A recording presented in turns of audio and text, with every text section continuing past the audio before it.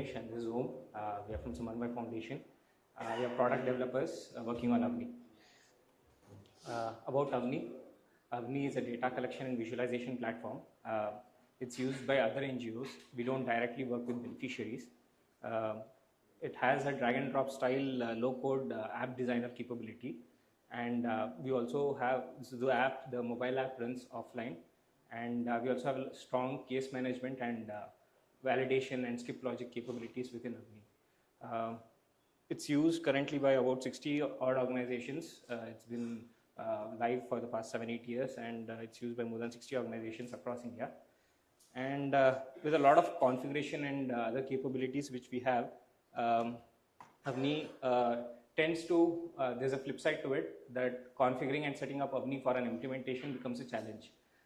So usually there are some organizations which have to spend a lot of time and effort for a period of months in order to get their app going on ground. So this is one of the core challenges which we have been hearing about. And in order to solve that, we thought as part of this AI Cohort Program, we'll have an AI assistant which will enable self-serviceability of Avni, which will improve self-serviceability of Avni, because it's we want to reduce the technical barriers for anyone to sort of configure the app as per their needs, and to also reduce the cost and effort and turnaround times on delivering their app. From the moment they think about using Avni and then go live, this should happen in a time period of a few days, at least with a pilot approach, and get done with it. So that is what we aim to do with Avni, with the AI assistant on Avni. The feature set for the AI assistant was to be able to answer questions through a knowledge base. And the second one was we act as an enabler to perform activities, do the configuration by yourself using the AI assistant, through the AI assistant. These were what we set out to do. So the AI assistant architecture, this is the high-level diagram. We have, so the Avni platform, we have a web app which is used to do both the configuration of the app or for the forms and so on, as well as for management, user management and so on, and also for data entry. So the configuration aspect of it, we have a chatbot which shows up on Avni, which can be used, as I said, to gather data. So we have embedded a Diffie chatbot within our app, and we have enhanced the flow as of now to be able to perform some basic operations through the chatbot itself. The first version, which was demoed in the previous module, was just a knowledge-based retriever. But now we also have enabled to perform basic operations such as creating forms, setting up catchment and configuration, some technical things within Avni. So that has been done. So the live demonstration part, Om will take over. So just imagine you are a program manager at some NGO and you are looking to digitize your program, and you discover Avni somehow. You sign up and you get your credentials on your email. So this is the login screen that you'll see then and there. So on the right, we have our chatbot, which has been built using Diffie. And say you are running a program for malnutrition, and you want to register some children over there. You want to track them. So let's talk to this chatbot and get the app built. So I'll just ask it, I need to register children for malnutrition program. So in case you are interested, we have our workflow also showing up on the staging website, and we have an orchestrator at the second level. It just verifies where the request should go, whether it's a RAG request related to documentation, or is it related to some assistance regarding the setup of app. So it has responded. To register children for a malnutrition program, we need to set up a few things in Avni. So there's a step-by-step process which must be followed by organizations in Avni. So people no longer need to go through the README. This chatbot will guide them step by step on this. So let's just ask it. So we operate in Bangalore in Karnataka and in Erode in Tamil Nadu.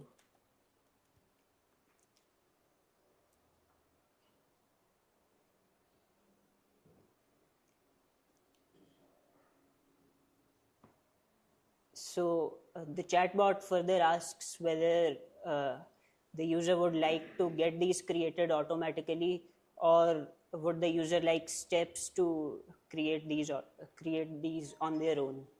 So we'll just choose automatic.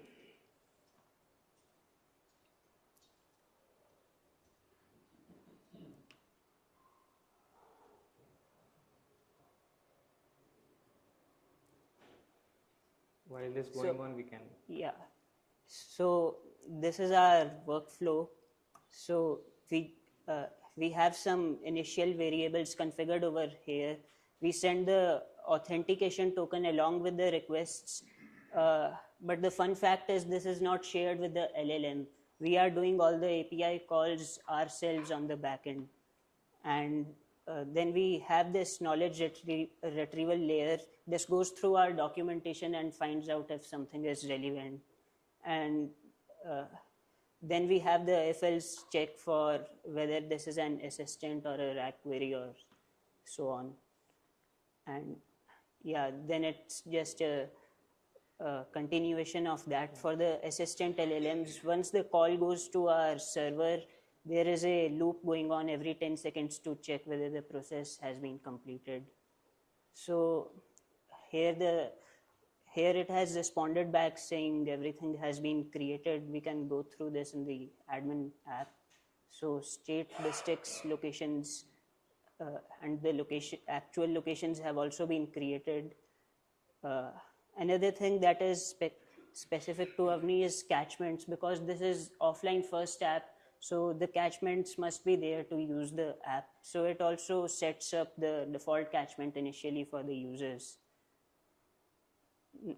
Now it has asked that in the end regarding that. So let's just ask it, let's skip the catchments for field workers for now and focus on registering children.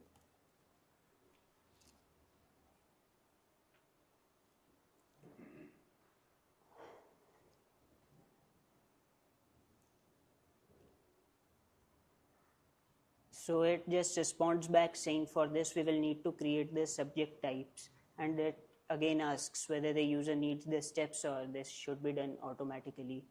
We can choose automatic here again, and while it does that, I will move on to the next feature. We can just create a subject type on our own for now, and let's call it farmers.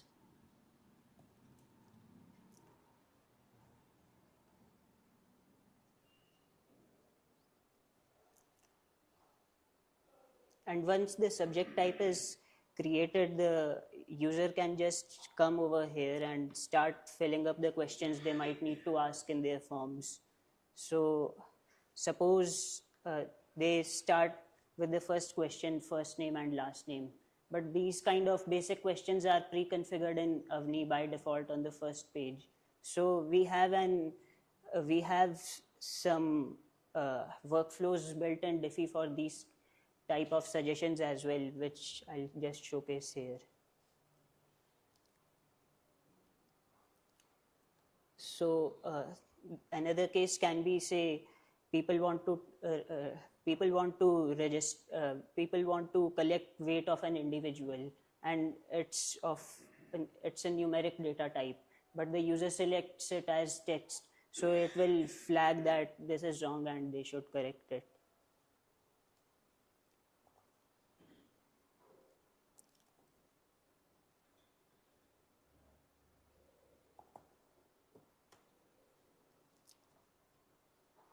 So here it shows up a warning saying consider changing weight from text to numeric data type with bounds. So bounds is something we give as a feature in the numeric concepts. It can be used for values like hemoglobin, which have a maximum and minimum value.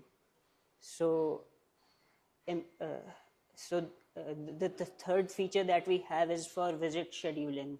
Suppose you are registering these children and you want to track their height and weight every week. Say it's a growth monitoring program and you want to schedule those visits. So currently we have some low code rule writing feature, but it is not a very comprehensive one.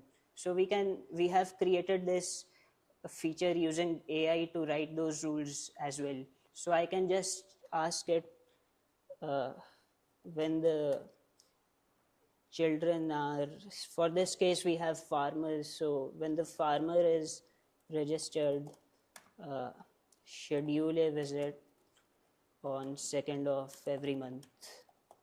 Name that I visited.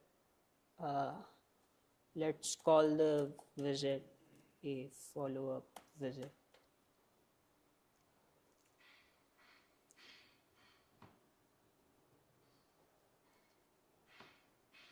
So the visit scheduling part is something which has been a pain point for, as part of our pilot, we just look at it after this.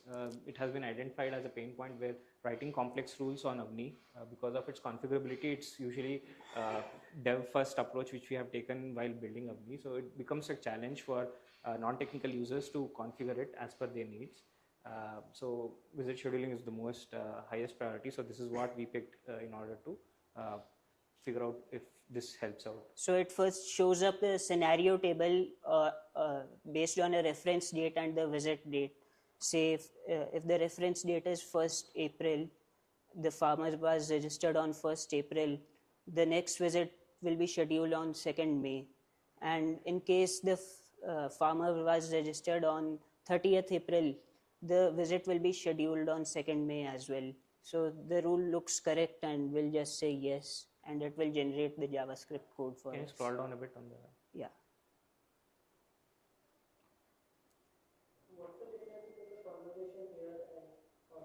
So the chatbot which is there, it's embedded, and it's different flows right now because the way we had initially come up with it, we have just had an iframe embedded within it, and hooking it into. So if you are used to IDE development with AI, so you can say this is the line number of code or this function is what you want to work on, but giving that sort of an experience with a web app is difficult.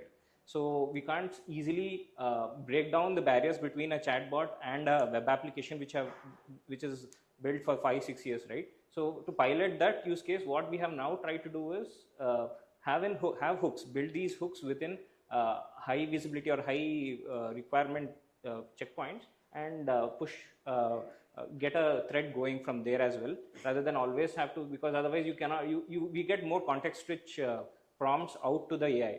Here we are actually sending it what is the form type, what is the form name, what are the other types of forms which are available, what is the sector. So we have given all those here. We might enhance it further to give it more contextual information which about the organization and the current location where the user is at, to properly give a required response from the chat, get that exact response which we need from the chat. So Diffie gives you a wide variety of features, like you don't have to build this chat interface yourself, or you don't have to manage the conversation history and tracking at each point in the workflow yourself. So that is why we used it, and this is just an iframe and embedded chatbot. So that is why we could not easily share the state of the web app with the chatbot. These are the 3 features we have. No, you have to explain the rule. So the rule got built, and yeah. It has been applied over here. Yeah. So so the rule which can just close this. Yeah. So the rule which has been generated. Yeah. So it has generated a rule which says, okay, this is the encounter type. So there are some technical terms here, and it has this scheduling logic which says, okay, if it has already been scheduled, don't do it. If not, schedule it for 2nd of the next month, and so on. So for a non-technical user who does not understand Avni, this would require them to undergo training for 16 hours or so, minimum. And they would need to know JavaScript code, or they need to use ChatGPT or something else to write this. But here we have given it inbuilt within the app. So yeah.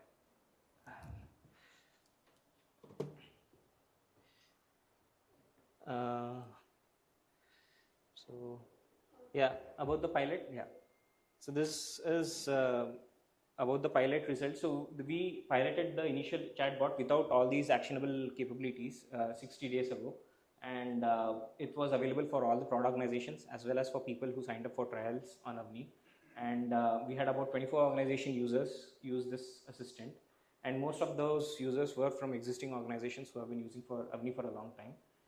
The primary focus areas were around data export, import, system administration, because there's a lot of configuration, privilege control, and so on, which happens.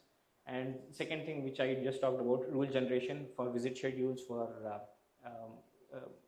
eligibility of some operations on the field for different types of users. So these were the second most important things. And finally, for just understanding more about Avni. So this is about the pilot. And the future roadmap, we want to continue improving the AI assistant because we feel that it has several benefits both for the in-house team who develops the product as well as for people who want to self-service it. And yeah, across all the three things which we just saw, form review and chat assistant, as well as complex rule generation and form creation. So the third part is something which we have talked with our mentors. We want to see how we can do that. Provide snapshots of a form which has been used currently to do paper-based collection, data collection. Give them that and be able to create or configure the forms automatically on Avni. So this is something we want to do.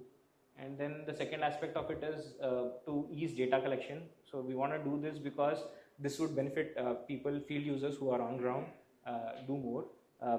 So sometimes there are limitations, language barriers. Data collected in one language, say for English, is not readable by a person who just knows Odia. So we need speech or language translations. We might also want to collect speech to text conversion for capturing qualitative data. And also we want to do some image processing. So there's a lot of media content which gets captured to verify the service has been delivered on ground. So we want to verify that through AI that, okay, this is somewhere where they have done so and so work and so on. So that is something which we want to do. These are big ticket items we have written in a single line, but yeah. And then the duplicate beneficiary detection, this is something which has come up often from our organizations who work at a large scale, where they want to identify through unique phone numbers or some government IDs and some name and so on, that there are only so many people. So we have a deterministic way of doing it, but we also want to enhance that using AI. Finally, we want to improve decision making for MNEs who run their program through Avni. We want to give them thematic analysis of content. So if there is some audio content captured, qualitative data which has been captured, so one of the organizations wanted to know what sort of an impact it has had, activity or something has had on their community. So if you want to do some thematic analysis of the media content, that is something which we want to do as well. And finally, generate insights from pre-configured reports. The last part is something about things which we have already seen in other organizations, where we talk about having an AI assistant for, in this case, this is for field users, where they can understand more about their domain, about their, say, medical, whatever capacity building for those field users. Have Avni as one-stop shop for field users to also improve their skill sets. So these are the things which we see in the future roadmap. They are very aggressive estimates, but yeah, this is what we have.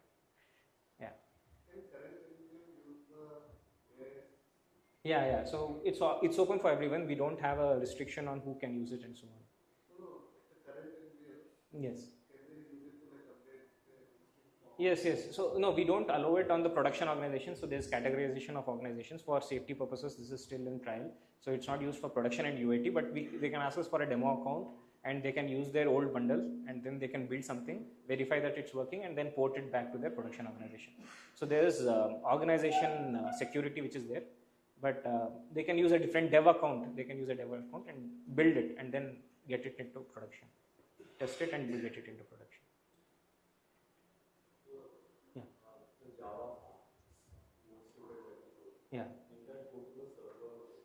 Yeah, so the whole code which you see here, this gets saved. This runs on the client as well as on the data entry app.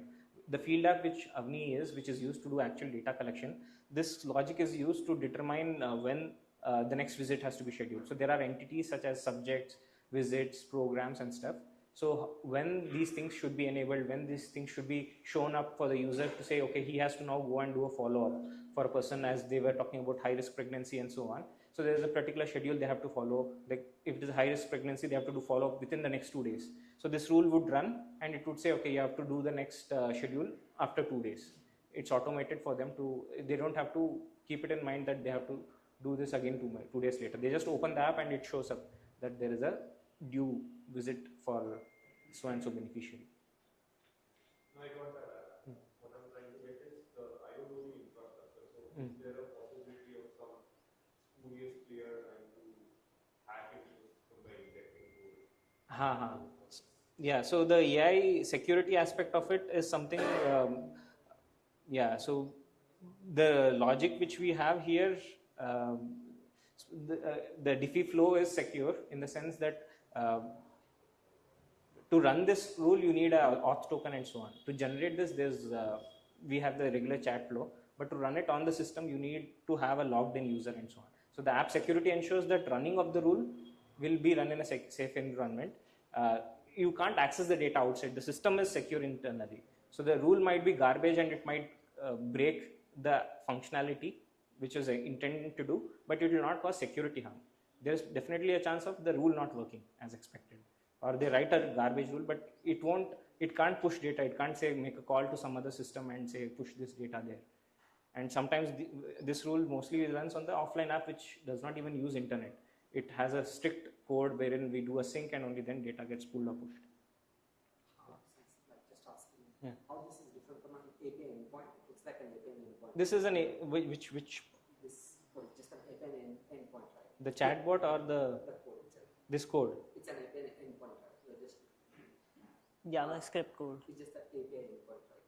You're just sending the as in when they log in, when they say 2 days visit, you are posting a request. You're saying to do that. As in when they log in, you are fetching that time. No.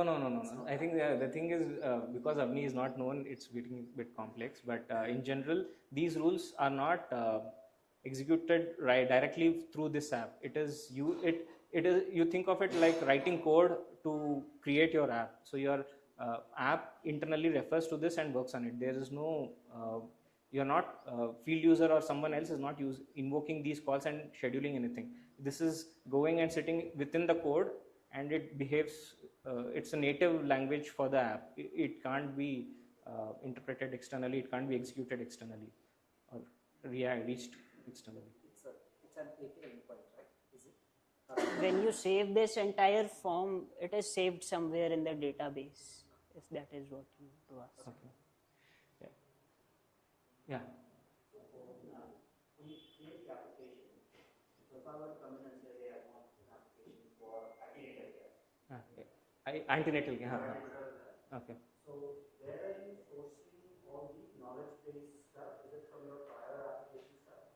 And how complex an application is generated through this? As in, like, what is the level of value of the work that is there? Will it be that I say 50% of the work if I were to create an AMC from start? Or what is that this would help me achieve? So the first question was what is the knowledge base which is used, and second is what is the I didn't get you the second. The automation efficiency in terms of like I know it's not going to get to 100%. What does it get me? Okay. If I were to start with a plain scratch application, if I were to what does it do? Okay, yeah. So the knowledge base is primarily whatever visit scheduling rules documentation we have been building over past few years, which has always been a documentation and not used by people to configure for themselves, has been added. And we also given it whatever data we have from various organizations as that data set has also been fed into the system. So both the documentation by the product team as well as real use cases which are there on the app have been consolidated and created as multiple sources. We can see that here. Okay, here we have that here. So there. Yes. Yeah. You have these. The real knowledge bases which we have. These are for.